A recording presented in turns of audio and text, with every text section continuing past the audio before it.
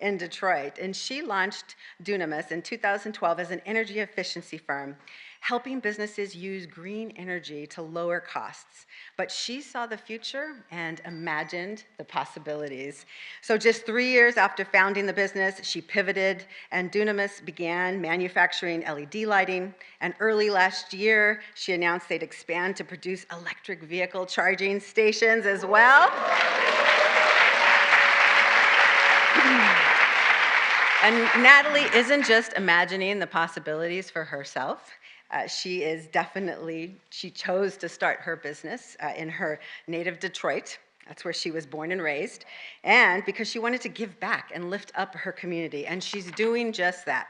By the end of the year, Dunamis estimates they will create 100 new jobs and expects to double that to create 200 new jobs by 2025.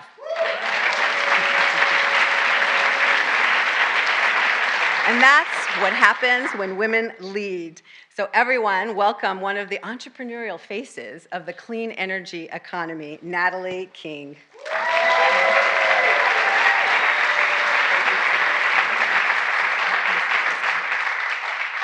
Hello, everyone. Good afternoon. Administrator Guzman, thank you so much for that beautiful introduction and for having me at the second annual SBA Women's Business Summit. Again, my name is Natalie King, and I am the founder and CEO of Dunamis Clean Energy Partners and Dunamis Charge, which is an electric vehicle charging manufacturing company located right in the heart of the city of Detroit. And we are the first African-American woman-owned electric vehicle charger manufacturer in this world.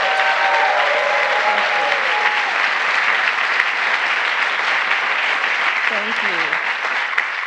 We currently employ over 135 workers, and we are on track to manufacture over 400,000 chargers by 2025, adding more than 150 good-paying jobs, including charger technicians, material handlers, engineers, and much, much more.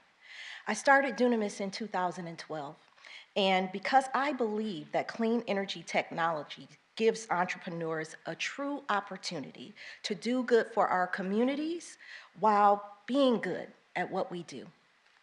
Our success would not have been possible without the support that we received, really critical support that we received, especially during COVID from the U.S. Small Business Administration, and it made it possible for us to maintain our workforce during the pandemic. And as a result of President Biden's strong commitment to supporting small businesses and his investments in clean energy and manufacturing, we are growing, we are innovating, and we are optimistic about our future. The president often asks, where is it written that America can't lead the world in manufacturing? Well, as a native Detroiter, hailing from the automotive capital of the world and the CEO of a manufacturing business, I can say confidently, Mr. President, it is not written anywhere.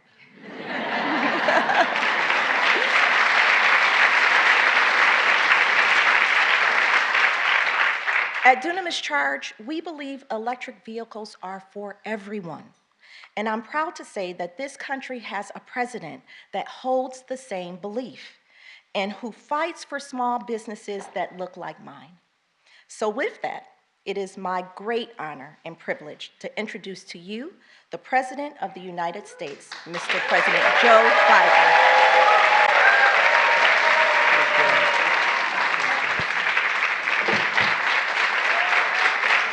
Thank you.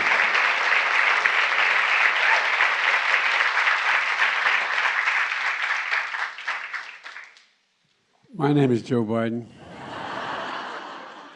I'm Dr. Joe Biden's husband. And I ate Jenny's ice cream, chocolate chip. I came down because I heard there was chocolate chip ice cream. By the way, I have a whole refrigerator full upstairs. You think I'm kidding? I'm not. God. Ben, how are you, pal?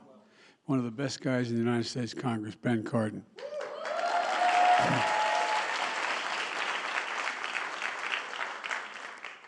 Folks, welcome to the White House. It's a delight to have you all here. And who are those good-looking kids back there? They're your kids, all four of them? Well, stand up, guys.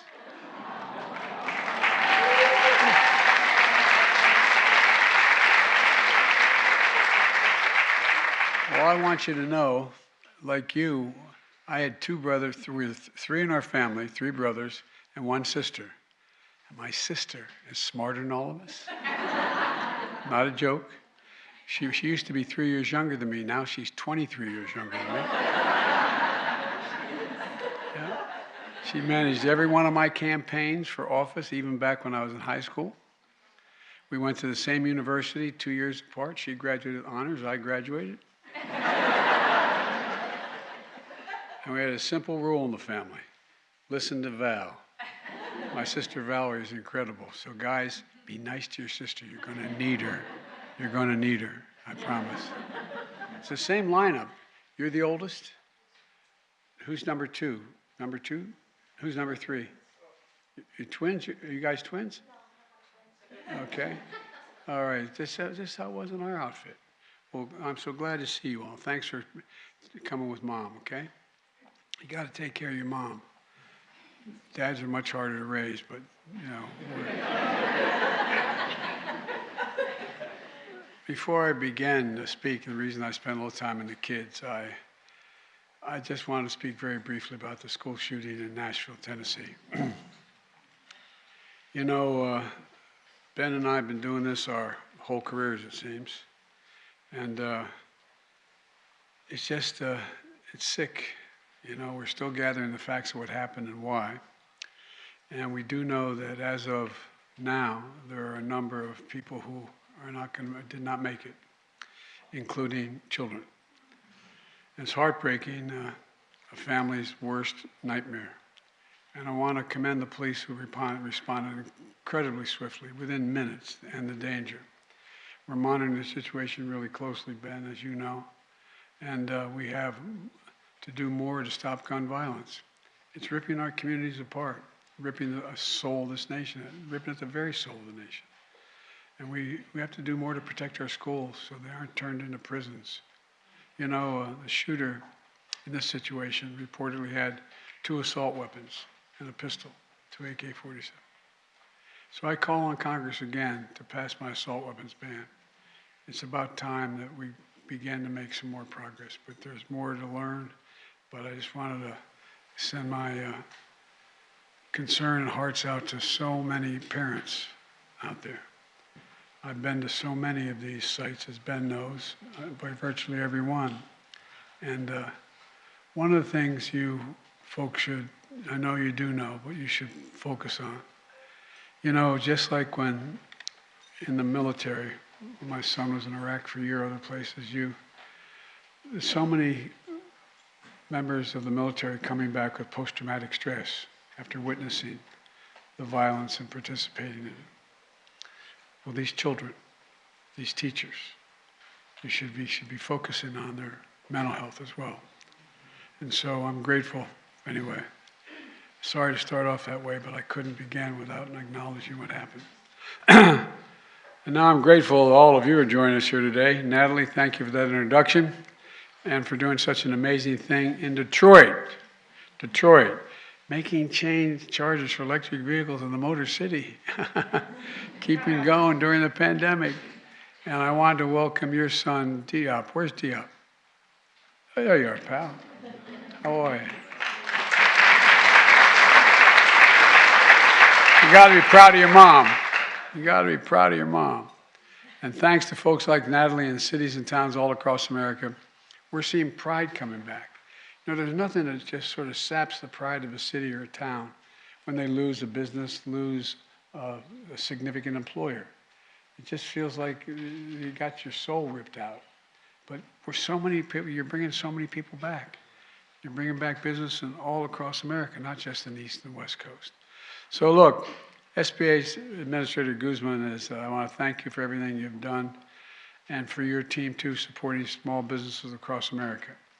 We're also joined, as I said, by Senator Cardin, the chair of the powerful Small Business Committee, and literally, not figuratively, a true champion of businesses everywhere. And by the way, he's got more integrity in his little finger than most people have in their whole body.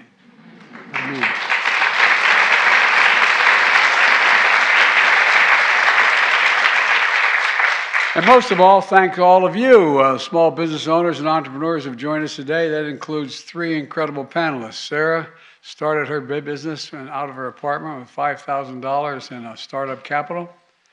And now she built it just a little old billion-dollar company. Oh.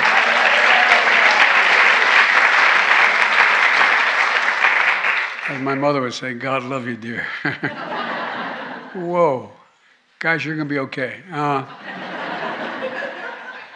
Melissa began her business in a kitchen while working on Wall Street. Now it's the largest black-owned makeup company sold in Target stores all across America.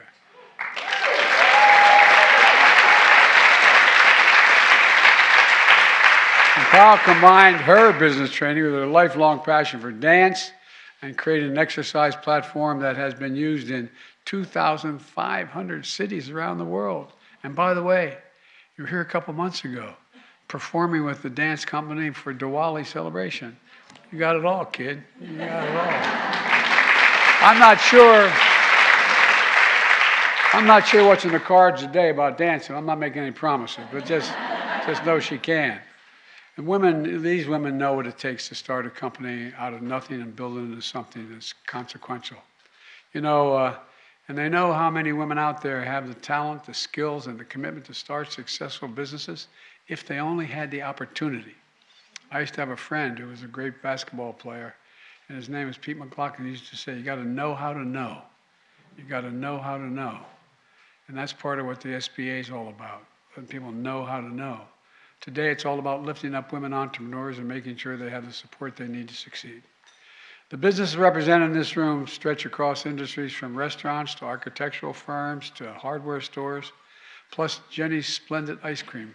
And by the way, it is splendid. You think I'm joking. If I were allowed to take you upstairs, I got a whole freezer full of Jenny's chocolate chip ice cream. You know, it's pretty dull when you've been in public life as long as I have. You're known for 2 things, chocolate chip ice cream and Ray-Ban sunglasses. But what the hell, you know?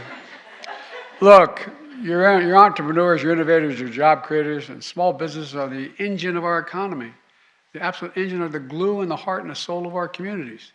12 million businesses across America are owned by women, 12 million. Small businesses like yours account for 40%. You account for 40% of the nation's GDP. You create 2/3 of all the new jobs, and you employ nearly half of all private sector workers. For an American economy is to be strong, it's going to have a strong small business base. It has to be strong.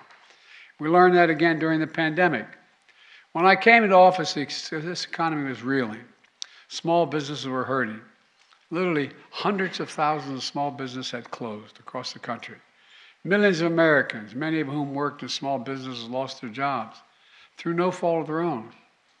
To jumpstart America's economic recovery, we needed to help the small businesses, and we needed to help them fast. So we got to work. I signed the American Rescue Plan.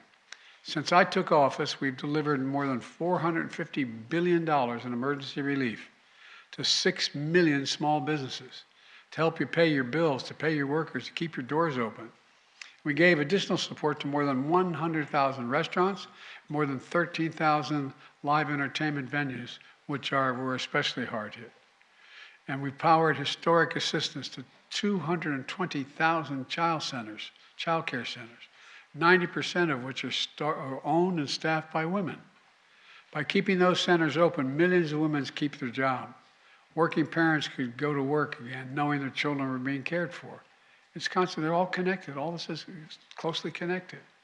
Today, thanks to actions like these, we've achieved the fastest, strongest, most equitable recovery in American history. We've created 12.4 million new jobs. That's more jobs.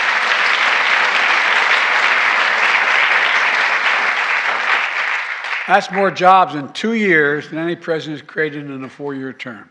And a majority of those jobs are held by women. Unemployment is near a 50-year low, and record number of people have applied to start new businesses. Nearly 10,500,000 applications in the past 2 years. You know, as all of you know, every time someone moves to start a new business, it's an act of hope. It's an act of hope. We're seeing a lot of these across the country, a lot of hope. And once again, it's women leading the way. In 2021, women started nearly half of all the new business in the United States, up from less than a third having been started by them in 2019. Women-owned businesses like yours add $1.8 trillion to America's GDP every year, and that number grows. And now we'll keep that progress going. And you know that Small Business Administration runs a network of women's business centers across.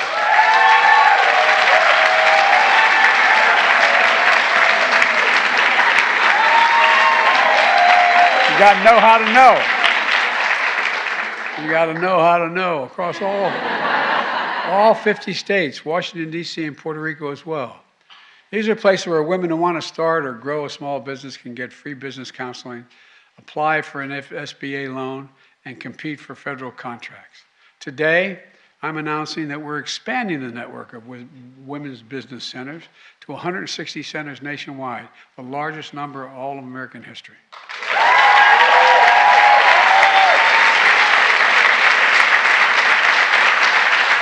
Plus, through the American Rescue Plan, we're investing $10 billion to make capital available to small businesses.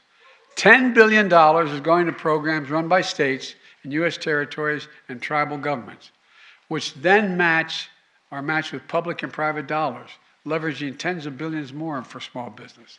It's about leverage. This is vital because we know that plenty of companies with potential don't get off the ground or can't grow because they can't get the startup funds or venture capital. This can be a major barrier for women entrepreneurs. Last year, startups with all women teams received less than 2% of all the venture capital dollars. My administration, and in particular Vice President Harris, are working hard to change those numbers so more Americans with great ideas and strong plans can get the boost they need to launch successful businesses. Because, by the way, it helps everybody. It helps everybody. And then as we implement major pieces of legislation that I signed into law during the past 2 years, we're ensuring that women are fully at the table. And I mean that sincerely. From the historic bipartisan infrastructure law, rebuilding roads, bridges, water systems, high-speed internet, all across America. We're investing at over $1.2 trillion. If we're going to be the leading country in the world economically, we have to have a leading infrastructure in the world. And we rank near the bottom of the major countries, I should say. The CHIPS and Science Act, I had trouble convincing people of this, but investing hundreds of billions of dollars, $300 billion, to restore America's technological edge including by manufacturing semiconductor chips. By the way, we invented those chips. Oh, we did. We, the United States of America. And then we got fat and happy. And it seemed like a lot of major corporations thought it's better to export jobs to get cheaper jobs and import product. Not anymore.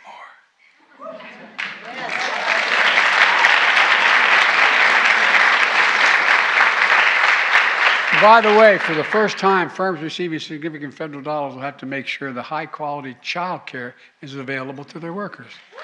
So parents can keep their jobs and keep good jobs. You know, by the way, those so-called fabs where they build these computer chips, you know what the average salary is going to be in the fab? $130,000. And you don't need a college education. The Inflation Reduction Act, our country's biggest investment in climate ever, anywhere. Across all these laws, we're making sure that women have access to new jobs and new contracting opportunities in sectors where they've been historically underrepresented, from manufacturing to construction to clean energy. And by the way, I'm known as America's most pro-labor senator. Well, guess what? And then as president, well, guess what? They're, in fact, increasing the number of women who are in labor unions. It's got to be. Oh, no, you think I'm kidding? I'm not kidding. Women are more than 50% of the population, to state the obvious. We want to have the strongest economy in the world. We can't leave half the workforce behind. It's that simple. And when we make major investments like these, small businesses are going to benefit as well. Last year, I went up to Syracuse, New York, where I went to school. Micron Technology, a big semiconductor chip manufacturing, is investing $100 billion to build a huge manufacturing facility, so-called megafab. Well, guess what? It's going to create 9,000 good-paying jobs. I met women there named Shawnee Davis. She studied at Syracuse University. Her dad introduced her to electrical work. He was an electrician. She joined the IBW, International Brotherhood of Electrical Workers, completed her apprenticeship, was the first black woman in the city to become a master electrician. Now she owns her own electrical business. And with Micron making this huge investment in Central New York, thanks to the law we passed and pushed, that means more opportunity for her company and her workers. And here's what she said. She said, I'm a small business now, but I'm not planning to stay a small business. Well, all of you in this room know that kind of determination. That entrepreneurial drive is the heart of America's spirit. And we have to be unleashing it by helping more women entrepreneurs launch their businesses and achieve their dreams. Let me close with this. During Women's History Month, we recognize the history of women entrepreneurs in America. And it stretches back centuries. But it was only 35 years ago, in 1988, that the Women's Business Ownership Act was signed into law. Before then, in many states, if a woman applied for a business loan, she needed her husband, her father, or her brother to co-sign for her. I'm not joking. When I passed the Violence Against Women Act, I eliminated that principle. You used to have to get a bank account, too. Can you imagine? Well, thanks to all of you, we're making up for lost time. And for the women, for all the women who through decades have dreamed of having their own business, making their own money, carving out the slice of independence, but couldn't because the laws wouldn't let them or they didn't have the money or family support. That's why what you're doing today, along with women across the country, is so important. You're helping America be a company where everyone can participate, where everyone's contribution is valued, and where everyone has the freedom to pursue the dreams and build the future that they dream of. That's been the promise of our nation from the start. And you're making it real for this generation and future generations. Because of you, we're going to continue our progress in the years ahead. You may have heard me say it before, but I can honestly say it without fear of contradiction. I've never been more optimistic. I mean this when I've been doing this. I know I don't look it, but I've been doing this a long time. I need one of you to help me out here. But anyway, but I've been doing this a long time. But I've never been more optimistic about America's future than I am today. I mean it sincerely. We just said, remember who in the hell we are. We're the United States of America. There's nothing beyond our capacity when we set our mind to it. Nothing. So I mean it.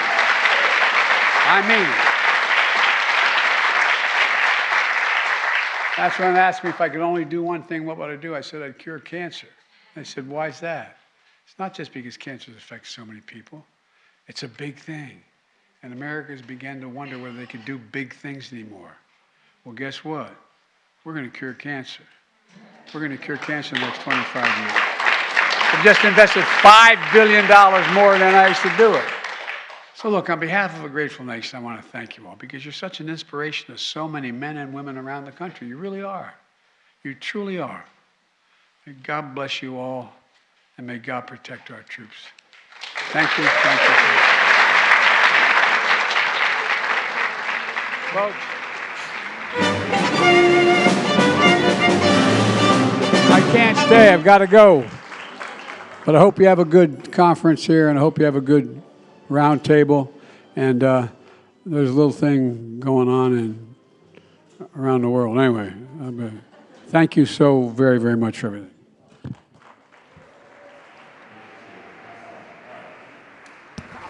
Distinguished guests,